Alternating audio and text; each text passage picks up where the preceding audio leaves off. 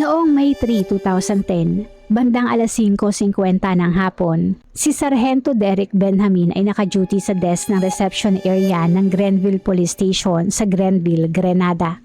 Wala namang inaasahang kakaiba si Sargento Derek sa araw na yon dahil bakit nga ba? Kung ikukumpara kasi sa ibang Caribbean nations, kilala ang Grenada na mas ligtas at may mababang crime rate. Halimbawa noong 2010, nagkaroon ang Grenada ng 12 homicides lamang kumpara sa ibang nayon na mayroong higit 30 kaso ng homicide noong parehong taon. Dahil dito, inakala ni Sargento Derek na magiging tahimik ang duty niya ng araw na yun. Ngunit nagbago ang lahat nang makita niya ang isang silver van na huminto sa harap ng police station sa gitna mismo ng kalsada. Sa una ay hindi niya ito masyadong pinansin, pero nang bumaba ang lalaking driver mula sa sasakyan ay doon na siya medyo nabahala. Ang lalaki ay nakasuot ng brown jersey at blue jeans na mukhang may mga mantsa ng dugo at may hawak-hawak na isang timba na puti. Habang papasok ang lalaki sa loob ng istasyon ay nagkatitigan sila ni Sargento Derek. Pagdating na lalaki sa desk ay ibinuhos nito ang laman ng timba at 2 pugot na ulo ang gumulong. Pagkatapos nito ay simpleng sinabi ng lalaki na pinaslang ko ang 2 lalaki doon. Tara at ating buksan ang pahina ng krimen ng kaso ni Steve Guri.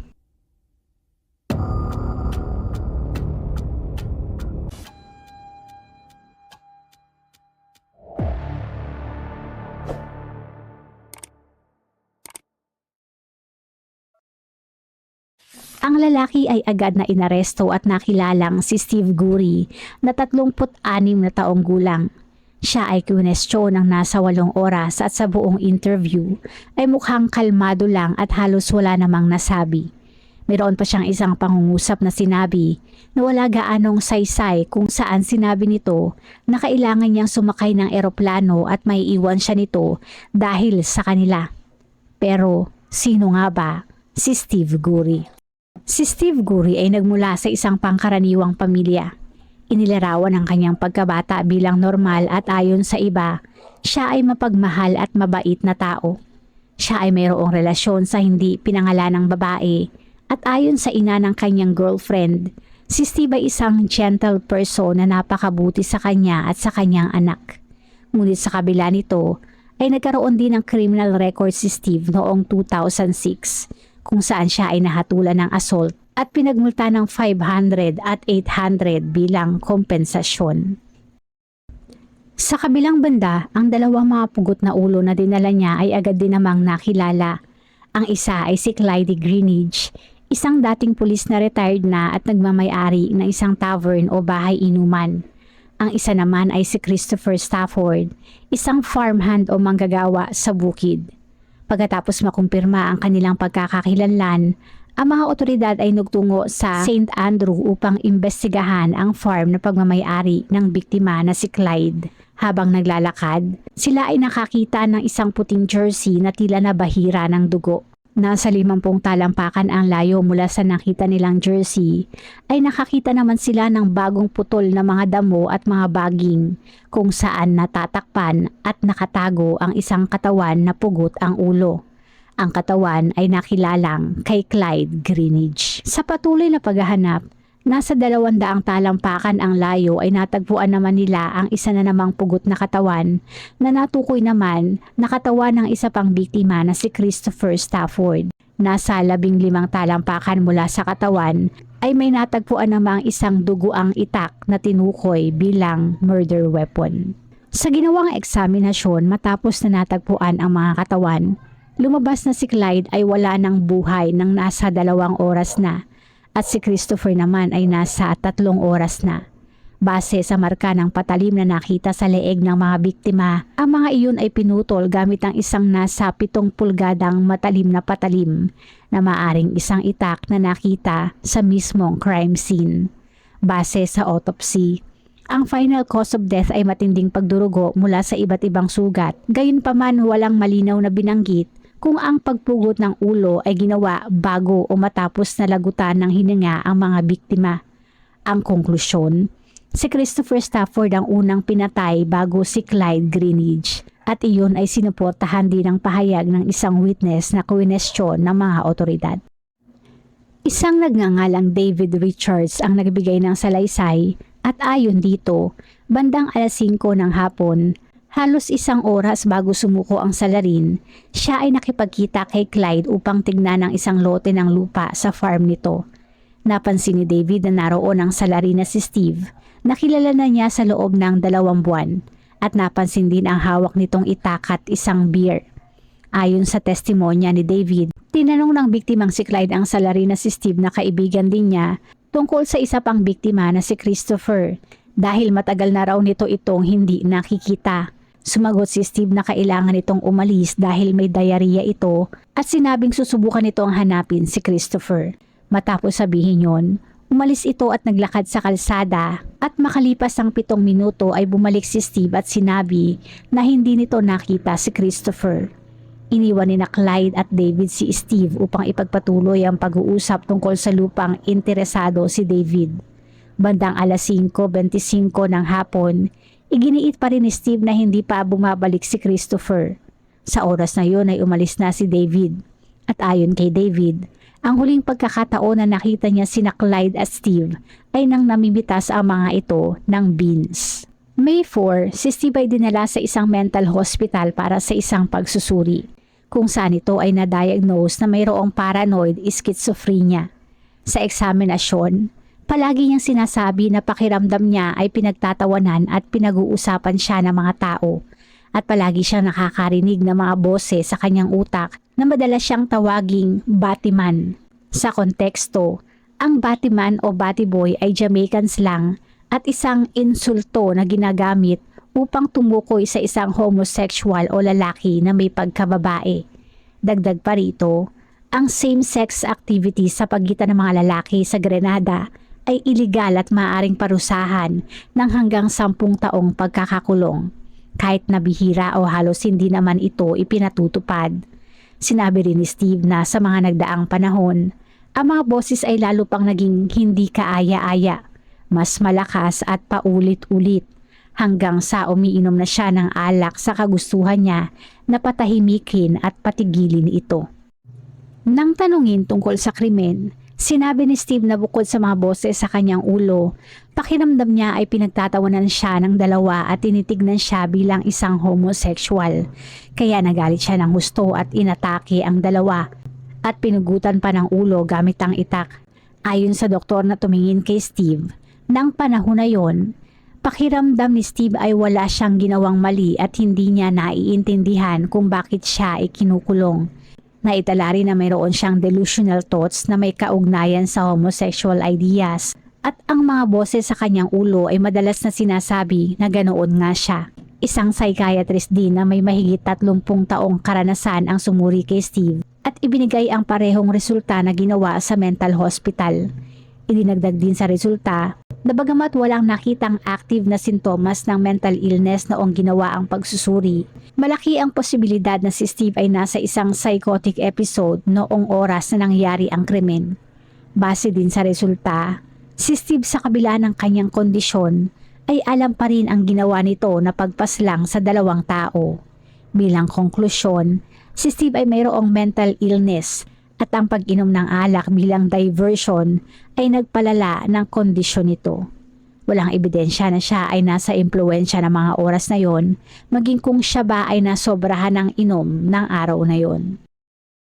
Sa muling pag-question kay Steve, simpleng umamin lamang ito na pinaslang nga nito ang dalawa. Sinabi nitong kaibigan nito si Clyde at ng araw na iyon matapos bumalik mula sa pangangaso, itinago nito ang ginamit na itak sa gilid ng kalsada at nakipagkita kay Clyde. Sila ay nagtungo sa bahay inuman ni Clyde at uminom doon ng beer. Ayon kay Steve ay maganda raw ang relasyon nila ni Clyde. Tungkol naman kay Christopher Stafford, sinabi niyang wala siyang problema rito. Pero hindi niya alam ang pangalan nito at minsan-minsan lang sila nag-uusap at wala rin silang naging alitan. Gayunpaman binanggit niya na may isang pagkakataon na nagtrabaho siya sa farm ni Clyde kung saan siningil niya ito ng 1,200 ngunit hindi siya nabayaran. Sinabi rin ni Steve na alam niyang iniimbestigahan siya dahil sa pagdadala ng mga pugot na ulo sa police station. Kinuha raw niya ang mga ulo sa farm ni Clyde at alam niyang ang isa ay kay Clyde Greenidge. Pero muli niyang iginiit na hindi niya alam ang pangalan ni Christopher Stafford. Nang tanungin kung ano ang nangyari, sinabi niya na ibinigay sa kanya ang itak na pagmamay-ari ni Clyde upang magputol ng damo. Habang binubuhat nila ang mga damo sa kalsada, ang kanyang isip at mga boses sa kanyang ulo ang nagsabi sa kanya na pugutan si Christopher. Kaya ginawa niya ito. Ayon pa sa kanya, 1 o 2 hampas lamang ang kinailangan upang tuluyang mapugutan ng ulo si Christopher. Alam din niya na sa oras na iyon ay wala si Clyde dahil kumuha ito ng beer at nang bumalik ito, uminom si Steve ng 2 beer habang isa lang ang ininom ni Clyde. Hindi na niya maalala kung gaano katagal ang lumipas bago niya pinatay si Clyde o kung ilang beses niya ito hinampas. Ngunit ayon sa kanya, ang kanyang isip at ang mga boses sa kanyang ulo ang nagsabi sa kanya na pugutan din si Clyde. Sinabi rin niya sa pulisya na ang dating pulis ay walang dalang armas. Pagkatapos nito, inilagay niya ang parehong ulo sa isang timba at ninakaw ang van ni Clyde upang diretsong magmaneho papunta sa police station. May 6 nang unang hinarap ni Steve Guri ang korte, kung saan siya ay sinampahan ng 2 bilang ng first-degree murder at ikinulong ng walang piyansa. Wala siyang abogado na kasama sa hearing na yon at nanatiling tahimik sa buong proseso. Maraming tao rin ang nagtipon sa labas ng courthouse at kinutiya siya habang siya ay pumapasok at lumalabas ng korte. Nang tanungin ang mga kaibigan at kamag-anak ni Steve Guri, karamihan sa mga ito ang hindi makapaniwala at hindi inakala na kaya niyang gumawa ng ganitong krimen. Sinabi nila na nahirapan silang tanggapin na nagawa nito iyon. Ayon pa sa mga ito, ay hindi nila itinuring na banta sa komunidad si Steve at positibo pa sa pagbabalik nito. Sa katunayan, nang tanungin ng pulisya ang dating employer ni Steve, maganda ang mga sinabi nito tungkol sa kanya at ipinahiwatig pa na handa itong kunin ulit si Steve sa trabaho. Ang parehong social injury officers na kumausap sa mga kaibigan at kamag-anak ni Steve ay kinausap din ang pamilya ni Clyde Greenidge. Bagamat may ilan na handang magpatawad kay Steve Guri, mayroon ding hindi. Samantala, hindi nakapanayam ang pamilya ni Christopher Stafford dahil sila ay nakatira sa ibang bansa. Si Steve ay formal na pinanagot sa mga kaso noong January 2011. October 26 naman ang siya ay sumailalim sa kanyang ikatlong psychiatric evaluation. Napag-alaman na sa oras ng insidente, si Steve ay nasa isang abnormal na estado ng pag-iisip at ang kanyang mga sagot ay nagpakita na siya ay dumanas ng psychosis. Gayunpaman, wala sa 3 pagsusuri ang nagrekomenda ng paggamot o nagsabi kung siya ba ay banta sa lipunan. Si Steve ay nagpakita ng pagsisisi sa nangyari at noong December 28 ay nagsulat pa ng liham para sa mga pamilya ni Clyde at Christopher. Sa liham ay ipinahayag niya ang kanyang sobrang pagsisisi at kalungkutan sa ginawa at inako ang responsibilidad sa kanyang naging aksyon at ipinaliwanag din ang kalagayan ng pag-iisip na sanhi ng psychosis.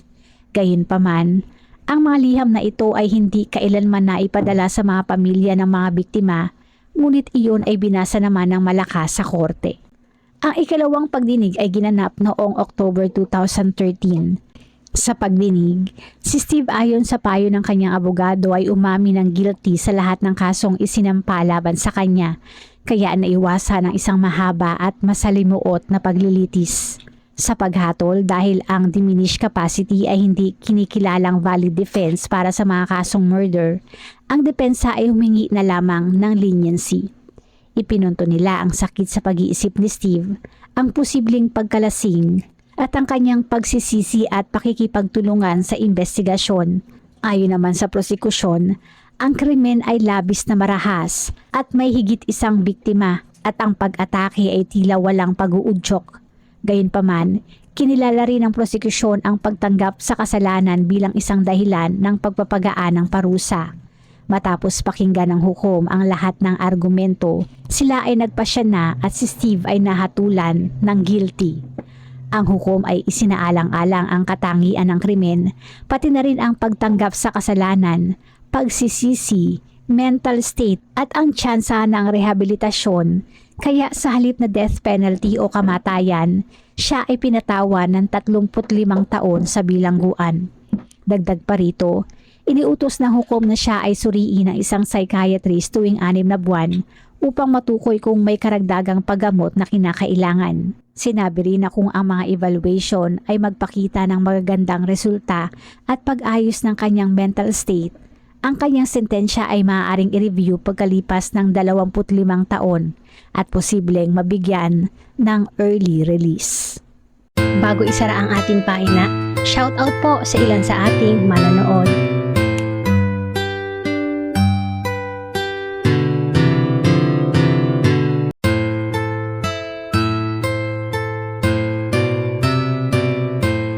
Salamat po!